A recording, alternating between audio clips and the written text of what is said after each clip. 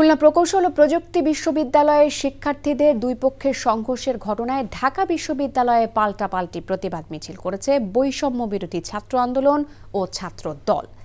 রাত 7:30টার দিকে বৈষম্য বিরোধী ছাত্র আন্দোলনের আহ্বায়ক হাসনাত আব্দুল্লাহর নেতৃত্বে প্রতিবাদ মিছিল বের করে শিক্ষার্থীরা। মিছিলটি বিশ্ববিদ্যালয়ের বিভিন্ন হল প্রদক্ষিণ করে আবার রাজু ভাস্কর্যে এসে শেষ হয়।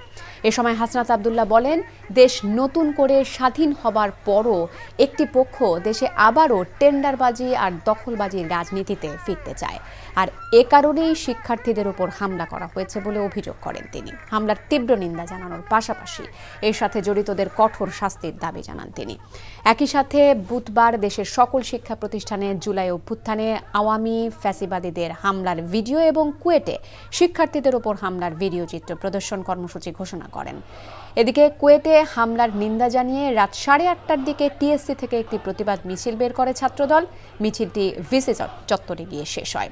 যারা নিজেদের পরিচয় আড়াল করে রাজনীতি করছে তারাই এই হামলা করেছে বলে অভিযোগ করেন ছাত্রদল নেতারা।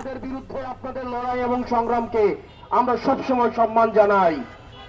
একই সাথে সাথে আপনাদেরকে মনে করিয়ে দিতে চাই, এই বাংলাদেশে আবার যারা ছাত্রলীগ হয়ে উঠতে চাইবে, যারা শিক্ষার্থীদের বিপক্ষে অবস্থান নিবে, তাদের পরিণতি ঠিক ছাত্রলীগের মতোই হবে। আগামীকাল সারা বাংলাদেশের সকল শিক্ষা প্রতিষ্ঠানে এই নারকীয় নির্যাতনের ভিডিও চিত্র প্রকাশিত হবে। একটি সংগঠন, গুপ্ত সংগঠন, ক্যাম্পাসে ছাত্র রাজনীতি চাই না বলে একটি বিক্ষোভ মিছিলের আয়োজন করেছিল। তাদের এক প্রকার বিনা উস্কানিতে হামলা করেছে। সাধারণ শিক্ষার্থীদেরকে বোঝাতে চাচ্ছে বাংলাদেশ জাতীয়তাবাদী ছাত্র দল সেই বিগত ফ্যাসিবাদের দোসর সন্ত্রাসী ছাত্রলীগের কায়দায় ক্যাম্পাসগুলোতে আধিপত্য বিস্তার করবে কিনা।